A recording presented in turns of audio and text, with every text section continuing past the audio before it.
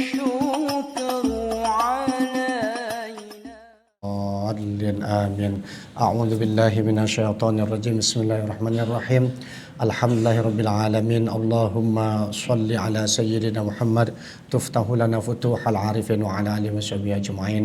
اللهم صل على سيدنا محمد تفتح لنا فتوح العارفين وعلى آله وصحبه أجمعين. اللهم صل على سيدنا محمد تفتح لنا فتوح العارفين وعلى آله وصحبه أجمعين. اللهم صل على سيدنا محمد تفتح لنا فتوح العارفين وعلى آله وصحبه أجمعين. اللهم صل على سيدنا محمد تفتح لنا فتوح العارفين وعلى آله وصحبه أجمعين. اللهم صل على سيدنا محمد تفتح لنا فتوح العارفين وعلى آله وصحبه أجمعين. اللهم صل صلاة تفتح لنا فتوح العارفين وعلى آله وصحبه أجمعين. اللهم صل صلاة تفتح لنا فتوح العارفين وعلى آله وصحبه أجمعين. اللهم صل صلاة تفتح لنا فتوح العارفين وعلى آله وصحبه أجمعين. اللهم فقهنا في الدين وعلمنا تأويل وآتنا حكما وعلما. وقل ربي أدخلني مدخل الصدق وأخرجني مخرج الصدق واجعل لي من لدنك سلطانا نصيرا. وقل جاء الحق وزهق الباطل إن الباطل كان زهوقا. ربي اشرح لي صدري ويسر لي أمري واحلل عقدة من لساني يفقهوا قولي. ربي زدنا علما وارزقنا فهما. سبحانك لا علم لنا إلا ما علمتنا إنك أنت العليم الحكيم. Baik bapak-bapak semuanya, ini ada surah Al-Baqarah ayat 183 dan ayat ini diulang-ulang setiap tahunnya. Namun kalau ayat ini dikaji, pasti ada aja kita menemukan perbedaan. Karena ayat Al-Quran itu merupakan mukjizat dari Allah Subhanahu wa taala. A'udzubillahi minasyaitonirrajim. Bismillahirrahmanirrahim. Ya ayyuhalladzina amanu kutiba alaikumus siyamu kama kutiba alal ladzina min qablikum la'allakum tattaqun. Ayyaman ma'dudat. Pada ayat yang berikutnya adalah ayat 184. Ayyaman ma'dudat faman kana minkum maridan aw ala safarin fa'iddatun min ayyamin ukhar. Wa 'alal ladzina yutiqunahu fidyatun ta'amu miskin. Faman tatawwa'a ta'amu miskin. Kemudian faman syahida minkumus syahra falyasum. Faman syahida minkumus syahra falyasum. Faman tatawwa'a khairan fahuwa khairul lah wa antasumu khairul lakum in kuntum ta'lamun. Jadi di sini untuk kata-kata ya ayyuhalladzina amanu, ketika ada kata-kata ayyuha, itu adalah linnida. Linnida itu artinya adalah untuk panggilan. Tapi panggilan Allah di sini adalah bagi orang-orang yang beriman. Tapi Allah nggak sebutkan di sini ya ayyuhal mu'min. Ya, Allah nggak sampaikan mukmin di situ. Atau ya ayyuhan nas. Kenapa Allah tidak sampaikan ya ayyuhal mu'min, wahai orang-orang yang mukmin? Kalau mukmin itu udah mantap imannya. Tapi kalau di sini disampaikan ya ayyuhalladzina amanu, orang yang di dalam hatinya itu ada iman kecil saja, itu diajak oleh Allah untuk melaksanakan puasa. Jadi itu bedanya.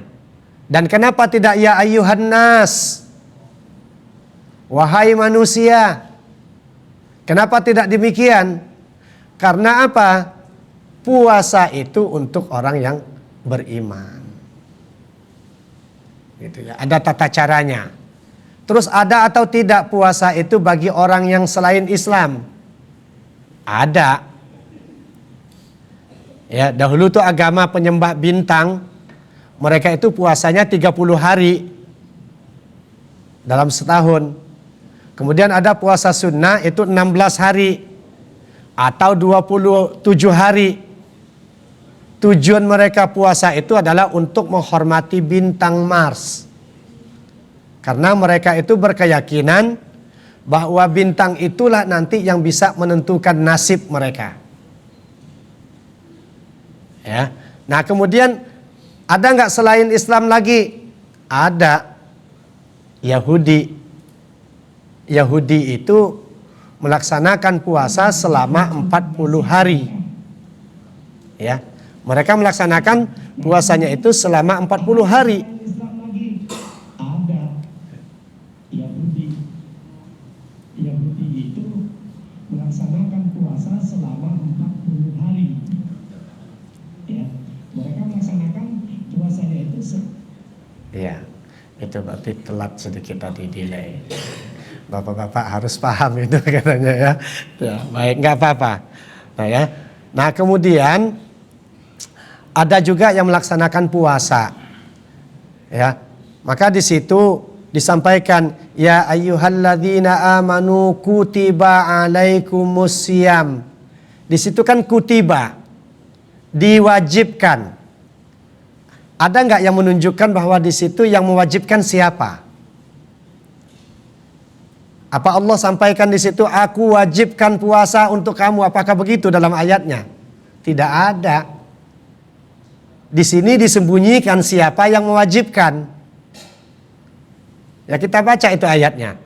Ya ayyuhalladzina amanu kutiba alaikumusiyam.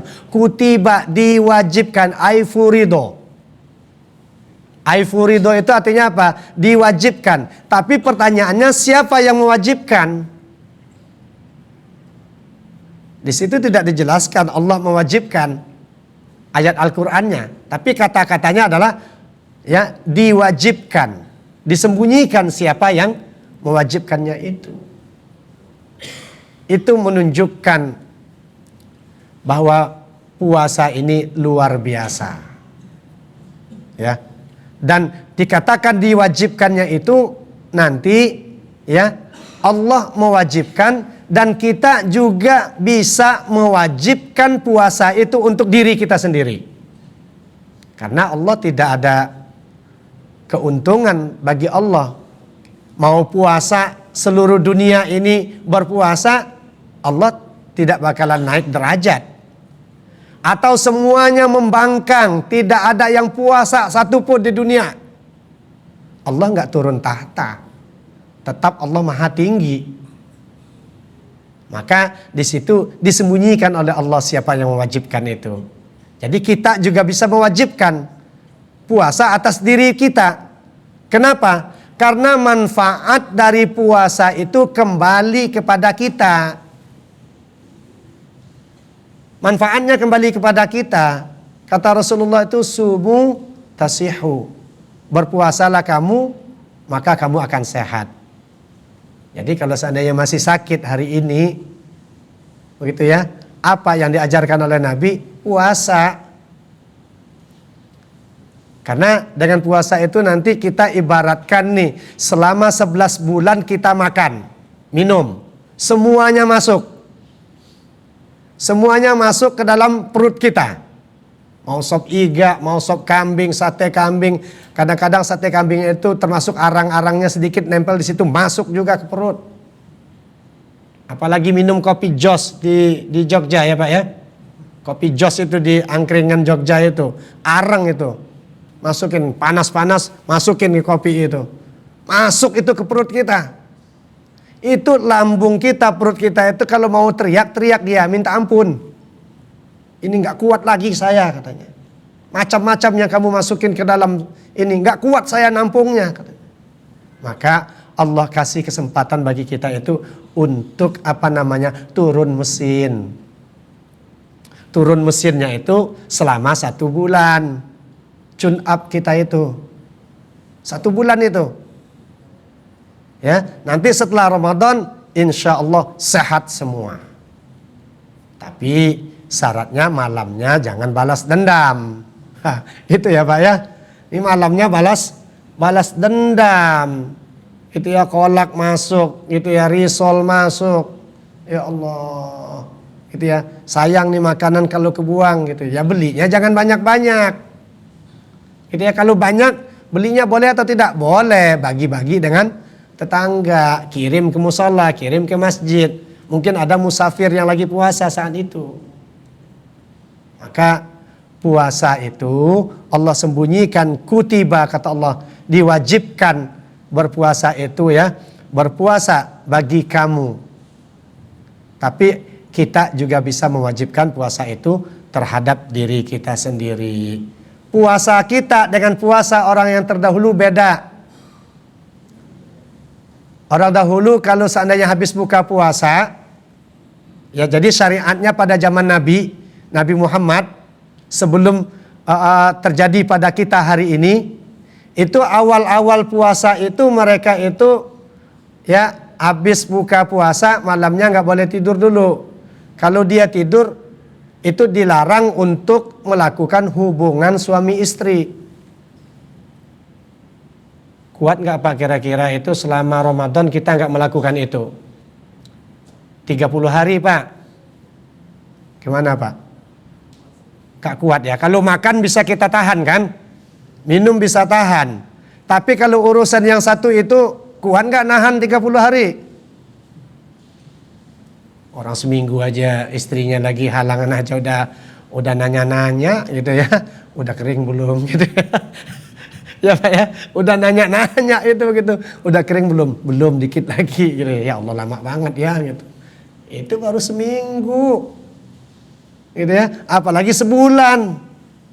Gelap dunia ini. Bapak, maka nah itu berlaku pada syariat sebelum kita ya, pada zaman sahabat. Maka malam tidak boleh itu mereka melakukan hubungan suami istri. Banyak para sahabat nggak sanggup, ngadu kepada Nabi, ya Rasulullah, nggak kuat saya. Termasuk Sayyidina Umar itu. Ngadu kepada Nabi, nggak kuat saya kalau hal-hal yang begini. Akhirnya bagaimana? Baru turun ayat uhillalakum lailatas siyam rafasu ala nisaikum.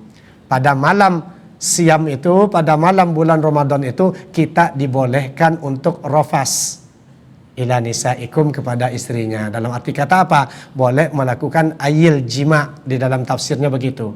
Melakukan hubungan suami istri. Itu. Maka setelah itu pada sahabat itu kemudian turun ayat itu, maka hari ini kita enak. Coba kalau seandainya Pak, para sahabat Nabi itu dulu kuat, mereka kuat nahan selama 30 hari itu, ya maksimal 30 hari atau 29 hari, mereka kuat nahan, maka syariat itu berlaku sampai hari ini. Berarti apa? Ada hikmahnya, mereka dulu nggak kuat. Kita yang diuntungkan, gitu ya. Nah kemudian kalau puasa, kalau seandainya puasa di siang hari nggak boleh tidur. Lagi puasa nih. Kalau pas seandainya puasa tidur, maka puasanya itu harus dilanjutkan sampai esok harinya. Jadi selesai dari sahur, waktu asar tidur, nggak boleh dia buka puasa. Maghribnya. Terus kapan buka puasanya? Nunggu maghrib hari kedua. Ada seorang sahabat itu istrinya lagi dia kerja, kemudian istrinya masak untuk buka puasa kan. Pas datang lihat suaminya dalam keadaan tidur, celaka engkau. Celaka engkau. Kenapa? Harus puasa sampai esoknya. Malam nggak boleh makan lagi itu. Nah kalau itu berlaku hari ini gimana Pak kira-kira puasa kita? Hah? Kuat nggak kira-kira puasa 2 hari berturut-turut begitu? 1 hari aja banyak yang batal. Sahurnya itu pakai rendang, pas pulang berangkat ke kantor. Nggak taunya jam 2 siang sakit perut, pulang ke rumah. Dikerokin sama istrinya, muntah. Nggak tahu muntahnya Indomie, kaget istrinya. Ya Allah bang, katanya, tadi perasaan pas sahur nggak ada menu Indomie. Gitu ya Pak ya. Tapi pas muntahnya ada Indomie yang keluar. Ya Allah. Begitu ya. Maka tidak kuatnya para sahabat dahulu itu melaksanakan hal-hal yang begitu, diadukan kepada Rasulullah, kemudian berlakulah tidak apa-apa, maka keluar ya dari Rasulullah itu adalah tidurnya orang yang berpuasa itu adalah ibadah. Tidurnya aja ibadah. Tapi yang nggak tidur dari pagi sampai sore juga, begitu ya. Karena kita disuruh situ adalah puasa itu adalah al-imsak. Apa arti imsak? Menahan, mengendalikan. Kita tidak membunuh hawa nafsu, tetapi kita mengendalikan hawa nafsu. Ditahan dulu, nanti ada waktunya, di waktu buka puasa. Nah, terus sebelum kita masuk ke bulan Ramadan itu apa yang harus kita lakukan? Persiapkan diri. Kita harus kenal dulu, ya, kenal yang namanya puasa.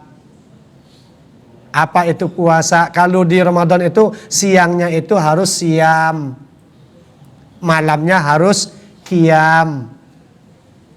Jadi siangnya siam, malamnya qiyam. Kemudian pelajari terlebih dahulu tentang apa yang menjadi wajib dalam puasa, apa yang menjadi larangan dalam puasa, anjurannya apa saja, kemudian nanti yang dicegah tidak boleh dilakukan apa saja. Itu harus kita pahami sebelum masuk bulan Ramadan. Dan kenapa kita harus sampai ke bulan Ramadan? Sampai Nabi ngajarkan kepada kita itu doa. Mulai dari Rajab, Allahumma barik lana fi Rajaba wa Sya'bana wa ballighna Ramadan. Kan kalau untuk Rajab Allah Nabi sampaikan adalah berkah. Berkahi kami Rajab, berkahi kami Sya'ban. Tapi giliran Ramadan ada nggak kata-kata berkahi kami Ramadan? Tidak kan? Tapi Nabi sampaikan di situ apa? Wa ballighna Ramadan. Sampaikan kami ke Ramadan. Kenapa demikian? Karena Ramadan itu asal katanya Romdun. Kemudian tambah alif dan nun di belakangnya.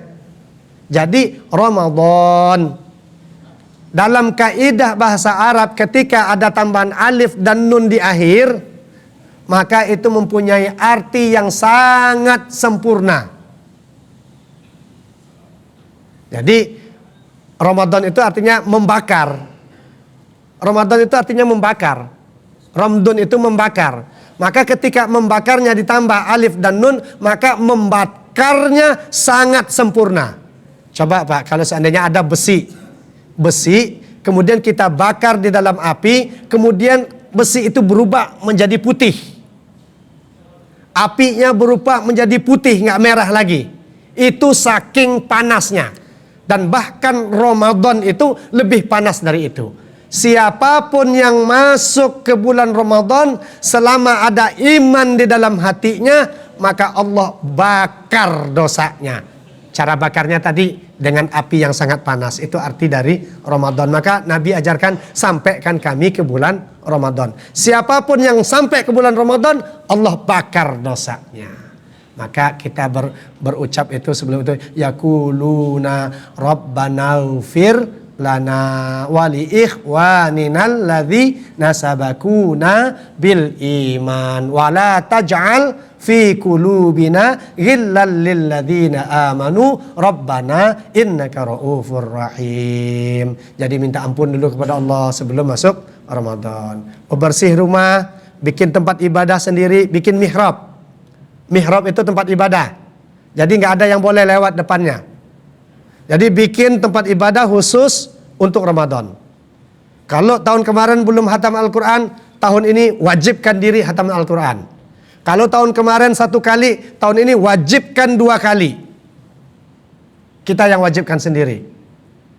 Kenapa? Kalau kita serius baca Al-Quran, 45 menit, 40 menit selesai 1 juz. Kalau lagi libur ya baca Al-Quran. Itu yang bisa disampaikan, mudah-mudahan manfaat.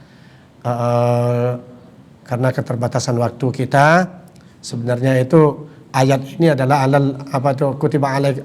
kutiba alaikumusiyam kama kutiba alal ladzina min qablikum la'allakum tattaqunnya itu belum kita kupas hari ini.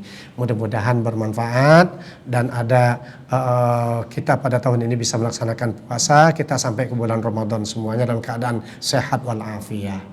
Mungkin ada yang ditanyakan, silakan Mas.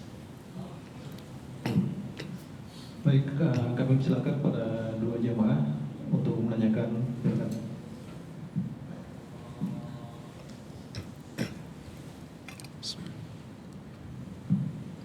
Bismillahirrahmanirrahim. Assalamualaikum warahmatullahi wabarakatuh. Waalaikumsalam warahmatullahi wabarakatuh. Mohon izin Ustaz, ingin menanyakan terkait tadi bulan Ramadan, keutamaan bulan Ramadan. Nah, ini pertanyaannya bagaimana kalau kita itu baru masuk hari pertama bulan Ramadan, tapi qadarullah sudah Allah cabut gitu nyawa itu, untuk dosa-dosa kita bagaimana yang tadi Ustaz jelasin. Ya, baik. Assalamualaikum warahmatullahi wabarakatuh. Waalaikumsalam warahmatullahi wabarakatuh. Ya, yang pastinya siapapun yang beriman di situ yang amanu, sekecil apapun iman di dalam hatinya, dalam dadanya itu, ketika dia sampai ke bulan Ramadan maka Allah bakar dosanya. Walaupun nanti baru di awal Ramadan, baru jam 8 pagi gitu ya, sudah meninggal, Allah bakar dosanya. Maka pentingnya itu Nabi mengajarkan waballighna Ramadan. Sampai ke Ramadan aja itu sudah luar biasa. Karena Allah akan bakar dosa kita. Ya. Kemudian ada yang memilah-milah. Pertama rahmat, yang kedua maghfirah, yang ketiga itkum minan nar. Kalau bagi saya Ramadan itu ya semua hari-harinya itu ada rahmat Allah, ada pengampunan Allah, ada pembebasan dari neraka. Tingkatannya itu adalah untuk memotivasi umat supaya rajin puasa. Tetapi kalau sudah tingkatannya tinggi, sudah jalankan saja. Insya Allah dibakar oleh Allah dosanya. Masih ada lagi mungkin? Assalamualaikum warahmatullahi wabarakatuh. Waalaikumsalam warahmatullahi wabarakatuh. Ustaz, itu kalau mohon bertanya, kalau Ramadan itu prioritasnya sebenarnya minta ampun atau banyak ibadah, Ustaz? Yang kedua, misalkan berbanyak ibadah, kalau di rating itu dari ibadah yang paling besar pahala itu apa, Ustaz? Sekian, Assalamualaikum warahmatullahi wabarakatuh. Baik. Ya, Ramadan itu minta ampun atau kita bagaimana begitu ya? Minta ampunnya itu mulai dari sekarang. Jadi bersihkan tadi Rabbana ighfir lana wa li ikhwanina alladzina sabaku nabil iman. Siapa sabaku nabil iman di sini? Yaitu muhajirin wal ansor. Nah, kita minta ampun dulu karena ibaratkan air ini, misalnya ini dalam gelas ini hitam. Diri kita itu hitam. Hitamnya kenapa? Karena dosa. Ya kan? Maka sebelum masuk ke bulan yang agung itu kita minta ampun dulu kepada Allah. Ada sholat taubat, gitu ya. Ada sholat taubat, kemudian taubat nasuha. Kita minta ampun kepada Allah sebelum masuk ke bulan Ramadan, sehingga kita masuk ke bulan Ramadan dalam keadaan bersih. Minta maaf dengan saudara, dengan tetangga, dengan rekan teman. Minta maaf kita. Termasuk orang yang paling dekat dengan kita, istri kita dan anak kita. Itu kita minta maaf. Gitu. Supaya masuk ke bulan Ramadan itu benar-benar bersih dulu. Kenapa? Nanti di akhir ayat itu adalah supaya sebelum akhir itu ada ghillan kan? Rabbana ighfir lana wa li ikhwanina alladzina sabaquna bil iman wa la taj'al fi qulubina ghillan. Ghillan itu sakit, hati kita itu sakit, dengki, hasud. Kalau mau masuk Ramadan itu bersih dulu. Baru nanti kita bisa dapatkan Raufur Rahim. Tapi kalau masuk ke dalam bulan Ramadan masih ada ghillan, masih ada penyakit, dengki, hasud, masih benci sama orang, masih musuhan sama adik, sama kakak, nggak teguran sama ibu, sama bapaknya, wah bahaya. Maka hilangkan ghillannya itu. Wala taj'al fi qulubina. Ya Allah, jangan jadikan dalam hati kami ini ghillan, penyakit-penyakit yang seperti itu tadi. Supaya apa? Kita nanti di bulan Ramadan itu dapat Raufur Rahim. Dapat raufnya Allah. Allah itu Maha Penyantun, Maha Penyayang. Maka apa? Minta ampun dulu, bersihkan itu. Kalau sudah itu pasti, kalau kita sudah minta ampun, pasti Allah ampunin. Karena ampunan Allah itu luas. Ampunan Allah jauh lebih besar daripada dosa yang kita lakukan. Kemudian amalan apa yang paling utama dalam Ramadan? Puasa. Itu yang paling utama, nggak ada yang lain. Kemudian apa lagi? Baca Al-Quran. Apalagi hidupkan malam. Kalau hidupkan malam itu namanya apa? Qiyamul Lail. Qiyamul Lail itu apa? Tahajud. Ya, salah satunya. Tapi yang dikatakan qiyam itu kita menghidupkan lail malam. Menghidupkan malam bulan Ramadan itu boleh berbagai macam acara. Baca Al-Quran boleh, zikir boleh, sholat tasbih boleh. Itu kan. Kemudian bersedekah boleh. Tapi yang paling utama adalah sholat. Karena orang yang sholat itu adalah orang ketika dia sujud adalah yang paling dekat kepada Allah Subhanahu wa taala. Berbisik ke bumi, terdengar di langit. Jadi pas sujud terakhir itu kita bisik di situ kepada Allah. Minta apa? Ngomong di situ. Ya, pas sholat itu berbisik kita habis sujud terakhir itu berbisik kepada Allah, minta apa? Ya, kita bisik ke bumi, kepala kita letakkan di bumi, kita bisikin di situ tapi terdengar di langit. Allah akan ijabah. Idza sa'alaka ibadi anni fa inni qarib ujibu da'watad da'i idza da'an. Jadi dikabulkan oleh Allah yang minta kalau dia minta. Kalau nggak minta, apanya yang mau dikabulkan? Kan begitu. Ya, begitu. Silakan. Cukup? Cukup. Ya, baik. Terima kasih Bapak-bapak semuanya. Mudah-mudahan diberikan manfaat apa yang kita baca hari ini, apa yang kita pelajari hari ini. Kita tutup dengan doa. Tentu kita baca doa, mudah-mudahan Allah sehatkan kita dan Allah sampaikan kita ke bulan Ramadan. A'udzubillahi minasyaitonirrajim. Bismillahirrahmanirrahim. Alhamdulillahirabbil alamin. Allahumma shalli wa sallim wa barik wa karrim wa syarrib wa 'azzim ala sayyidina Muhammad salatan takunu likulli usrin yusra wa likulli ghammin wa hammin faraja wa likulli da'in dawaa wa likulli saqmin shifaa wa ala alihi wa sahbihi ajma'in.